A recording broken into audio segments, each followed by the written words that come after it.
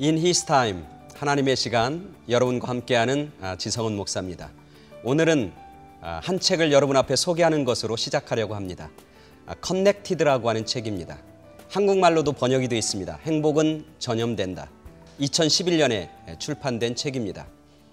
이 책은 두 명의 저자가 쓴 건데, 하나는 제임스 파울러라고 여기 UC 샌디에고의 정치학 교수고, 또 한 사람은 니콜러스 크리스테키스라고 하는 하버드 대학의 퍼블릭 헬스 공중보건학 교수입니다. 이 두 분은 1971년부터 2003년까지 약 30여 년 동안 12,067명의 사람들을 쭉 조사해 보았습니다. 뭐에 대한 조사냐면 그들이 얼마나 행복하게 살고 있는지, 그리고 그 행복이 어떻게 생성되고 있고 그 행복이 어떻게 다른 사람에게 전파되는지에 대한 연구를 해왔습니다. 그것의 결과를 보면 참 재미있습니다. 행복한 사람은 행복한 사람과 어울린다는 겁니다. 불행한 사람은 불행한 사람들끼리 어울립니다. 우리 한국 속담에 끼리끼리 어울린다고 하는 것처럼 그렇게 어울린다고 하는 것이죠. 또 하나 이 조사에서 굉장히 충격적인 결과는 뭐냐면 내 주변에 있는 사람들이 나에게 굉장히 강력한 힘을, 영향력을 미친다고 하는 겁니다. 내 친구가 행복하면 내가 행복해질 수 있는 확률이 15% 올라간다고 합니다. 내 친구의 친구가 행복하면 내가 행복할 확률이 10% 올라간다고 합니다. 더 중요한 것은 내 친구의 친구의 친구, 어떻게 보면은 잘 알지도 못하고 만나지도 못했던 그 사람이 행복하면 내가 행복해질 확률이 6% 올라간다고 합니다. 결국 다른 사람의 행복이 주변에 있는 사람들에게 큰 영향력을 미친다고 하는 것이죠. 그래서 이 책의 부제는 The Surprising Power of Social Network, 사회적 관계의 놀라운 파워, 힘, 이렇게 붙여 있는 것이죠. 이 책을 쭉 보면서 느끼는 건, 우리 크리스찬들이 행복을 전하는 사람이 되어야 되겠다. 다른 얘기로 하면 우리 크리스찬들은 행복을 전할 뿐만 아니라 생명을 전하는, 그리고 복음을 전하는, 그리고 주님의 평안과 기쁨을 다른 사람에게 전염시키는 그런 사명이 오늘 우리들에게 있다. 그래서 내가 기뻐하고 내가 평안하고 내가 주님의 은혜를 받고 그 주님의 안에서 복된 삶을 내가 맛보고 누리는 것, 그것이 내 주변에 있는 사람들에게도 굉장히 강력한 힘으로 나타나게 되는다라고 하는 사실을 깨닫게 되었습니다. 저와 여러분 모두가 정말 행복을 전염시킬 뿐만 아니라 주님의 사랑과 주님의 생명을 전염시키는 그런 귀한 사명 잘 감당하는, 그래서 나도 행복하고 나도 복받고 다른 사람에게도 복의 통로 역할을 감당하는 그런 우리 모두가 되길 간절히 바랍니다. 이 시간에는 우리가 함께 기도하는 시간입니다. 사실 기도의 제목들을 많이 보내주십니다. 어떤 분은 편지를 통해서, 어떤 분은 웹페이지를 통해서, 어떤 분은 이메일을 통해서 많은 편지들을 우리에게 보내주십니다. 정말 안타까운 것은 그 많은 기도의 제목들을 다 나눌 수 없다고 하는 그런 안타까움이 있습니다. 특별히 오늘은 두 분의 기도 제목을 함께 나누게 되는데요. 바라기는 이분을 위한 기도가 오늘 여기서 방송에서 함께 기도하는 거기서 끝나는 것이 아니라 우리가 새벽마다 기도할 때 또 기도하는 시간에 이분들을 위해서 중보기도가 계속되기를 간절히 바라고 또 소원합니다. 여러분에게 첫 번째 기도 제목은 우리 텍사스에 살고 있는 우리 김성도 님이 보내주신 기도 제목입니다. 손자 제임스 파시안 핀카드가 올해 21살인데 그동안 엄마랑 휴스턴에 살다가 할머니인 저희 집에 잠시 휴가차 왔습니다. 손자는 최근에 결혼해서 손자 며느리가 아이까지 임신한 상황입니다. 그런데 너무나 기가 막히게도 살인사건에 휘말려 재판을 받게 되었습니다.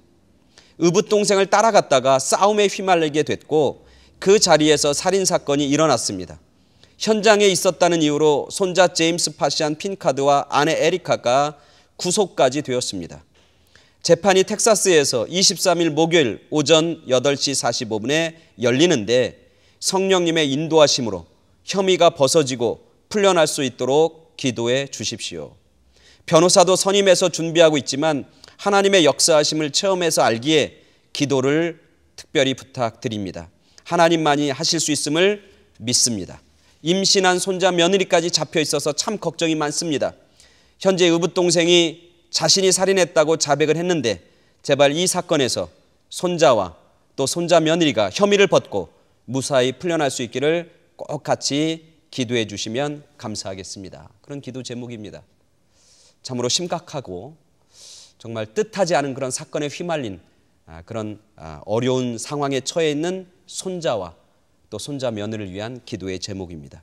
우리 텍사스에 있는 우리 김성도님의 기도 제목 함께 놓고 우리가 함께 기도하도록 하겠습니다. 우리 다 같이 기도하겠습니다. 사랑과 은혜가 풍성하신 주님, 우리의 삶을 다스리시고 우리의 삶을 책임져 주시는 전능하신 하나님, 감사를 드립니다. 우리를 여기까지 인도해 주신 하나님, 앞으로 우리 삶 가운데 수많은 어려움과 문제들이 있지만 그것 가운데서도 여전히 우리와 함께 하시고 능력의 손으로 우리를 붙잡아 주시는 줄 믿습니다. 특별히 오늘 텍사스에 있는 우리 김성도님, 정말 안타까운 기도의 제목을 가지고 주님 앞에 기도합니다. 그 기도의 제목을 함께 기도하길 간절히 소원합니다. 우리 손자 또 손자 며느리가 뜻하지 않은 사건에 휘말려서 지금 어려운 가운데 있습니다. 주님 함께하여 주시옵소서. 주님 친히 개입하여 주시옵소서.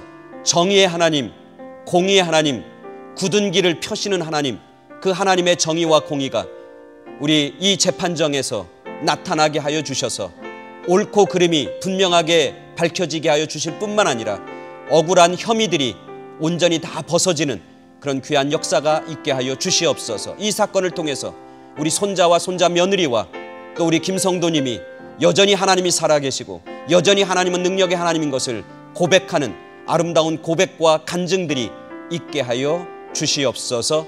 재판하는 모든 판사들과 변호사들과 거기 함께 있는 모든 사람들 가운데 하나님의 성령이 함께하여 주시고 충만케 하여 주실 줄 믿사오며 예수 그리스도의 이름으로 기도드렸사옵나이다. 아멘. 아멘. 두 번째는 우리 워싱턴주에 있는 우리 올슨 성도님이 보내주신 기도 제목입니다. 4월 중순에 제가 30년 일했던 직장에서 은퇴하게 되었습니다. 한 직장에서 성실히 섬길 수 있도록 지켜주시고 인도해 주신 하나님께 감사를 드리며 이제 앞으로의 삶은 정말 주님의 일을 위해 쓰임받길 간절히 원합니다. 주님이 부르시는 곳에서 주님이 기뻐하신 일을 할 수 있는 은혜를 얻길 간절히 구합니다. 지금까지 인도해 주신 주님이 앞으로도 그리고 다음의 행선지도 인도해 주실 것을 믿으며 기도 부탁드립니다. 우리 워싱턴주에 있는 우리 올슨 성도님, 30년 동안 한 직장에서 무사히 잘 마칠 수 있도록 인도해 주신 하나님께 감사를 드리며 이제 은퇴한 이후의 삶 하나님의 손에 맡깁니다. 의탁합니다. 그렇게 기도를 부탁해 왔습니다. 우리 올슨 성도님이 은퇴 이후에도 하나님의 기쁨의 제물 될 수 있도록 우리 함께 기도하도록 하겠습니다. 우리 다 같이 기도하겠습니다. 하나님, 여기까지 인도하신 그런 하나님의 은혜 감사를 드립니다. 여기까지 인도해 주셨을 뿐만 아니라 앞으로도 인도해 주실 하나님의 예비된 은혜와 예비된 손길을 저희들이 경험하고 특별히 또한 감사를 드립니다. 특별히 우리 올슨 성도님 30년 동안 한 직장에서 무사히 잘 마치고 은퇴하게 하여 주신 주님 감사를 드립니다. 참 쉽지 않은 많은 일들과 어려움이 있었음에도 불구하고 그 고비고비 때마다 이 모양 저 모양으로 도와주시고 은혜 주셔서 마지막까지 마칠 수 있게 하여 주신 것 주님의 은혜이고 주님의 도우심의 결과인 것을 깨닫고 감사하게 하여 주시니 진심으로 감사를 드립니다. 특별히 오늘 올슨 성도님 이제 은퇴하고 나서 이 앞으로의 미래의 삶을 주님 앞에 의탁합니다. 주님의 손에 맡깁니다. 주님 마음껏 사용하셔서 주님 큰 영광 받아 주시옵소서. 특별히 이 이후의 삶이 주님께 기쁨이 될 뿐만 아니라 주변에 있는 많은 사람들에게 주님을 증거하고 주님의 사랑과 주님의 은혜를 증거하고 전파하는 귀한 사명 잘 감당케 하여 주시고 주님이 꼭 필요한 곳에 우리 올슨 성도님을 보내주셔서 그곳에서 하나님의 영광과 하나님의 살아계심이 드러내는 귀한 도구로 사명자로 쓰임받는 그런 우리 윌슨 성도님 될 수 있도록 축복하여 주시옵소서. 영육간에 강건케 하셔서 육체적인 연약함이 하나님이 맡겨주신 사명에 걸림돌이 되지 않도록 주님 육체적으로도 강건하고 건강케 하여 주시옵소서. 하나님이 이 올슨 성도님을 멋지고 아름답게 사용하실 것을 저희들 기대합니다. 그리고 그것을 소원합니다.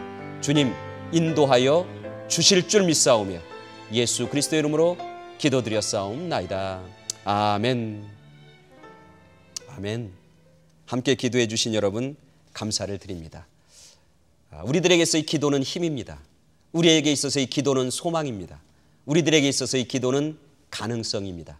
우리가 무릎 꿇고 기도함으로 정말 우리 앞에 있는 많은 문제들을 이기고 승리할 뿐만 아니라 다른 사람의 문제까지도 해결해 줄 수 있는 그런 기도의 능력을 소유하고 살아가는 그런 우리 모두가 되기를 간절히 축원합니다.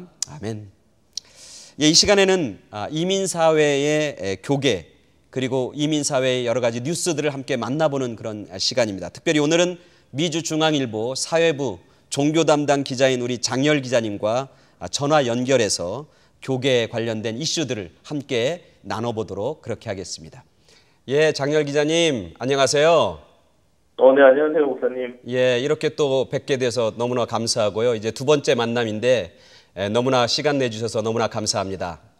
네, 반갑습니다. 예, 오늘 저희들에게 나눠주실 그런 내용과 이야기들은 무엇이 있나요? 한번 소개해 주시면 감사하겠습니다. 네, 최근에 이제 한국의 기독교 윤리 실천 운동이라고 하죠. 그러니까 기윤실인데, 그 단체에서 한국교회의 사회적 신뢰도 여론조사를 발표했습니다. 근데 이제 조사 결과가 보면은 이 한국 사람 10명 중에 8명이 우리 개신교를 신뢰하지 못한다라는 조사 결과가 나왔는데요. 그렇군요. 오늘 이 소식을 가지고 좀 같이 얘기를 나눠보려고 합니다. 예, 그렇군요. 그러면 조사에 참여한 사람들이 이제 일반 사람인데 교회 다니지 않는 일반 사람인데 그 일반 사람들 중에 10명 중에 8명, 즉 80%가 교회를 신뢰하지 않는다고 하는 약간은 좀 충격적인 그런 조사 결과인데요. 그 신뢰하지 못하는 이유는 왜 그런가요? 그 이유가 과연 뭔가요? 네, 일단은 이 불신에 대한 원인을 키워드로 좀 요약을 해보면 그냥 두 가지로 요약이 되는데요. 언행 불일치, 또 부정부패에 대한 문제를 좀 꼽을 수 있습니다. 일단 응답자의 26%가 교회의 불투명한 재정을 개선해야 한다고 대답했고요. 또 교회 지도자들에 대한 개선이 필요하다는 점, 그러니까 오늘날 교회가 또 성장 위주의 방향으로 흘러가고 있다는 것을 문제로 꼽았는데요. 이 결과를 조금 더 이렇게 분석을 해보면요. 목회자와 교인에게 바라는 개선점을 따로따로 응답을 했어요. 그래서 일단 이 목회자에게는 윤리와 도덕성을 개선해야 한다라고 당부를 했고요. 또 이 응답이 무려 49%니까 절반에 가까운 사람들이 목회자에 대한 어떤 윤리적 개선을 요구한 겁니다. 그렇군요. 또 목회자에 대해서 또 물질을 추구하는 성향, 그러니까 쉽게 말하면 돈 문제죠. 또 사회에 대한 현실적 이해가 부족하다라는 점도 꼽았고 또 목회자에 대한 권위주의도 개선점으로 손꼽았습니다. 또 교인들에 대해서 또 개선해야 된다고 지적한 거는요. 교인들이 정직하지 못하다. 또 사회에 대해서 무관심하다. 또 기복주의. 그러니까 종교를 통해서 개인의 필요를 채우려는 행위 같은 거. 그러니까 이런 부분들을 외부에서 교회를 볼 때 개선이 필요하다는 거죠. 그렇군요. 그러니까 그런 많은 그 사회로부터 교회가 신뢰받지 못하는 것 중에 사실은 목회자와 또 성도들의 삶 그런 것들이 이제 주된 이유가 되는데 사실은 교회가 사회적으로 굉장히 많은 자선도 하고 또 기부도 상당히 많이 하고 다른 어떤 종교보다 기독교가 그런 어떤 남을 돕는 일에 굉장히 많이 인벌브하고 적극적으로 행하는 건 사실인데 그럼에도 불구하고 그리고 세상에 있는 사람들이 교회에 대해서 신뢰하지 못하는 그런 어떤 상황인데 어떻게 그것을 봐야 할까요? 개인적으로는 제가 이번 조사를 좀 분석을 하면서 그 부분이 상당히 흥미로웠는데요. 교회 내부의 평가와 또 외부에서 생각하는 교회에 대한 시각 차이가 매우 컸다는 점이에요. 그러니까 우선 그러니까 교인들이 스스로 생각하기에 교회가 신뢰를 회복하려면 봉사와 구제 활동을 더 열심히 해야 한다고 여겼고요. 반면에 세상 일반 사람들은 교회가 신뢰를 회복하려면 윤리와 도덕에 대한 회복이 먼저 필요하다라고 얘기를 했어요. 예. 쉽게 말하면 우리 그 교인들은 사회를 위해 좋은 일을 더 많이 하면 신뢰가 회복될 거다. 또 반면에 그 비기독교인들은 교회가 먼저 바르게 운영돼야 한다는 겁니다. 이렇게 얘기를 한 거예요. 예. 그러니까 왜 이런 시각 차이가 생기느냐. 그러니까 뭐 저는 그 부분이 사회를 향한 어떤 교회의 공감 능력이 좀 부족하지 않느냐라고 분석을 하고 있는데요. 예. 그러니까 뭐 이거는 사견입니다만 저도 이제 개신교 쪽 이렇게 취재를 하다 보면 사실 교회만큼 좋은 일도 많이 하고 봉사를 많이 하는 종교가 없어요. 그렇죠. 예. 그런데 그게 사회로부터는 전혀 공감대를 이끌어내지 못하고 있다는 거죠. 그렇군요. 그러니까 이 부분은 분명히 교회들이 다시 한번 생각해 볼 지점이라고 봐요. 예. 그러니까 좋은 일을 그렇게 많이 하는데 사회는 왜 그 점에 대해서 공감하지 못할까라는 거죠. 예. 그렇군요. 제가 이번에 이제 3월 초에 그 미국에서 이제 최대 목회자 세미나죠. 그 셰퍼드 컨퍼런스라고 거기에 참석해서 제가 직접 취재를 했어요. 근데 이제 이번 컨퍼런스가 이제 그 특별히 종교개혁 500주년을 맞이해서 대대적으로 열렸는데요. 뭐 우리 한인 교인들한테도 많이 알려지신 분이죠. 존 메가더 목사님. 그분이 심호하시는 교회에서 그 컨퍼런스가 열렸습니다. 근데 제가 이번 컨퍼런스에서도 직접 참석해서 이렇게 목사님들 얘기해보고 또 그 어떤 렉처들도 이렇게 들어보니까 그 거의 다 개신교 자체에 대한 자성의 목소리가 주된 토픽이었어요. 예. 그러니까 뭐 크리스천이라면 모두가 아는 사실이지만 올해는 우리 개신교에 있어서 매우 뜻깊은 해잖아요. 종교개혁 500주년이라서. 맞습니다. 예. 그런데 이제 이번 기윤실 이 조사에서도 나타났듯이 지금은 개신교가 어떤 봉사나 선행 같은 그러니까 쉽게 말해서 뭐를 어떻게 해서 세상의 마음을 사로잡겠다라는 것보다는 지금은 먼저 우리가 우리 자신을 돌아가야 될 것 같습니다. 예. 그러니까 세상도 분명히 그 부분을 교회에 요구하고 있고요.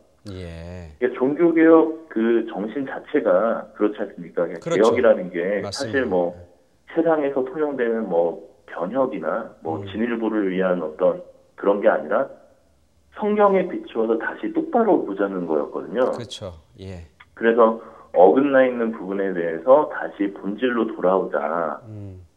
그러기 위해서는 사회가 지금 교회에 요구하는 것처럼 개신교가 어떤 봉사나 선행을 통해서 일단은 뭐 뭔가 세상을 사로잡겠다라는 마음보다는 먼저 우리의 모습을 직시하고 또 우리가 먼저 변화돼야 된다. 예, 맞습니다. 예, 그래서 그게 만약에 안 된다면 교회는 세상을 향해 아무리 좋은 일을 많이 해도 복음에 어떤 영향력을 미치지 못할 거라고 저는 봅니다. 예, 그렇군요. 예. 사실 그 종교개혁 500주년을 맞이하는 해인데 사실 이런 조사는 한편으로는 이거 억울하다. 우리가 사회를 위해서 굉장히 많은 일들을 하고 있는데 사회가 제대로 그렇죠. 그것을 인정해주지 않는다. 이렇게만 생각할 게 아니라 네. 정말 그 세상 사람들과 사회 사람들이 우리를 바라보는 그 시각을 우리가 좀 이해하는 것. 왜냐하면 네. 사실 우리가 세상 사람들로부터 평가를 받는 것은 아니고 하나님에게 평가를 받는 거지만 그렇죠. 사실 하나님의 우리에게 맡겨주신 복음과 생명력은 사회 속에서 능력과 힘을 발휘해야 되잖아요. 그러니까 네. 사실은 이런 조사기관을 통해서 우리 스스로 나로부터의 개혁, 우리 교회 내적인 것에서부터의 개혁, 그런 것들에 대해서 굉장히 도전적인 그런 조사이고 그리고 사회로부터의 어떤 도전적인 질문이라 이렇게 생각이 됩니다. 네, 맞습니다. 예, 너무너무 감사하고 특히 올해 이제 종교개혁 500주년인데 정말 이런 조사들을 우리 교회가 겸허하게 잘 듣고 거기에 정말 성실하게 신실하게 응답하는 그리고 이런 기회를 통해서 교회와 우리 성도들 스스로가 새롭게 변화돼서 세상에서 빛으로 세상에서 소금으로 그런 사명을 잘 감당하는 그런 교회로 한 단계 나아가는 그런 귀한 계기가 됐으면 참 좋겠다. 그런 바람과 또 기대를 갖게 됩니다. 네. 정 기자님 오늘 이렇게 연결해서 아주 좋은 소식, 조금은 두렵고 조금은 도전적인 이야기지만 그래도 우리 교회와 성도들을 위해서 굉장히 중요하고 의미 있는 그런 소식을 전해주셔서 너무나 감사합니다. 예, 감사합니다. 네, 다음에 또 뵙겠습니다. 예, 다음에 또 좋은 소식 기대합니다.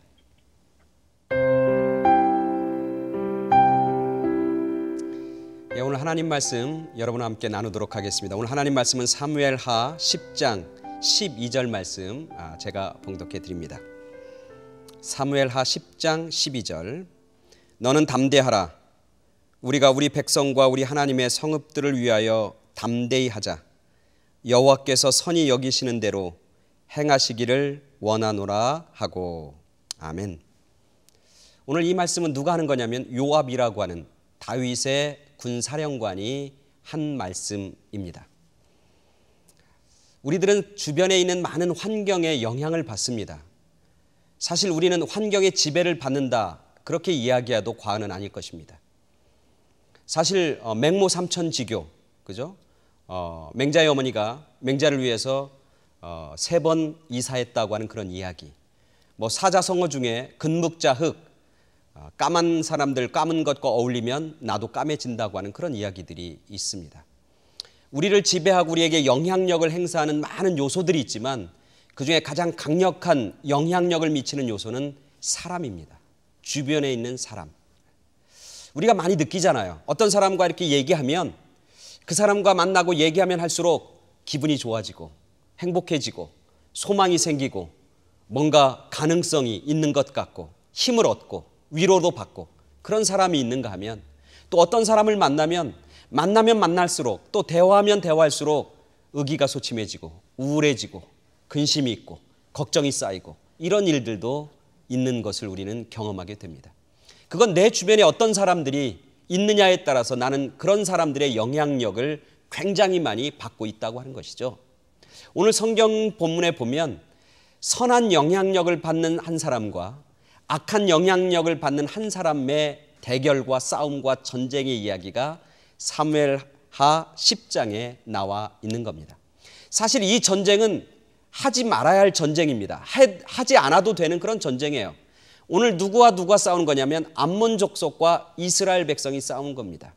이 싸움의 발단이 된 건 뭐냐면 암몬 나라의 나하스라고 하는 왕이 죽습니다. 그 나하스라고 하는 왕은 사실 다윗 왕과 굉장히 잘 지냈습니다. 친하게 지냈습니다. 서로 은혜를 서로 주고받는 그런 아름다운 관계였습니다. 근데 이 나하스가 죽고 그의 아들 한운이 이제 뒤를 이어서 왕이 됩니다. 그래서 다윗은 나하스라고 잘 지냈던 그 관계, 그리고 은혜를 받은 것이 많기 때문에 다윗은 그 한운에게 아버지의 죽음을 조문하는 조문객을 보냅니다.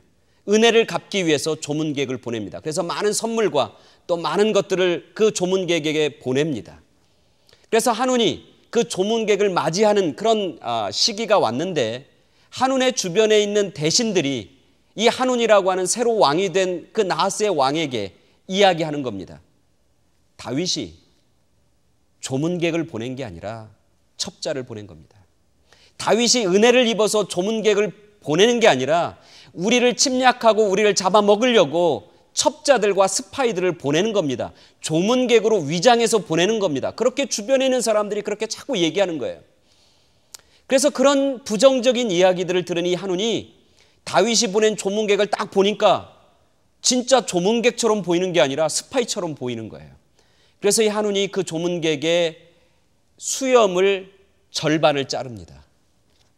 그리고 그들이 입고 온 옷의 절반을 자릅니다. 그래서 그들의 볼기가 다 드러날 수 있도록 창피함과 부끄러움과 수치를 그들에게 줍니다. 수염이 잘라진 게 얼마나 보기 흉합니까? 그 당시 고대 사람들에게서는 수염은 자기의 인격이고 자기의 사회적 위치를 대신하는 그런 중요한 요소인데 그 수염을 반만 남기고 반을 다 짤뚝 잘라버리는 겁니다. 얼마나 큰 모욕감과 수치를 당했는지 모릅니다. 그 이야기를 누가 듣는 거냐면 다윗이 듣습니다. 그리고 그 이야기를 들으면서 다윗이 굉장히 몹시 마음에 서운해합니다. 그것 때문에 잘 지냈던 암몬과 이스라엘은 전쟁을 시작하게 되는 겁니다. 그 전쟁터에는 누가 나가느냐면 다윗이 직접 전쟁을 임하는 게 아니라 요압이라고 하는 군사령관이 군사들을 이끌고 전쟁을 임하게 됩니다. 오늘 그 요압이 전쟁에 임하는 병사들을 모아놓고 군사들을 모아놓고 말씀하러 연설하는 그 장면이 오늘 우리가 읽은 장면입니다. 두 가지를 얘기합니다. 담대하라. 두 번째는 하나님이 우리를 선하게 인도해 주실 것이다 라고 하는 이야기입니다. 이 이야기는 사실은 다윗이 늘 전쟁에 임하면서 다윗이 가지고 있던 마음입니다. 다윗은 전쟁에 임할 때 두 가지의 마음을 가지고 있습니다. 하나는 뭐냐면 담대한 용기, 용맹. 그리고 또 하나는 전쟁은 창과 칼에 속한 것이 아니라 하나님에게 속했다고 하는 믿음.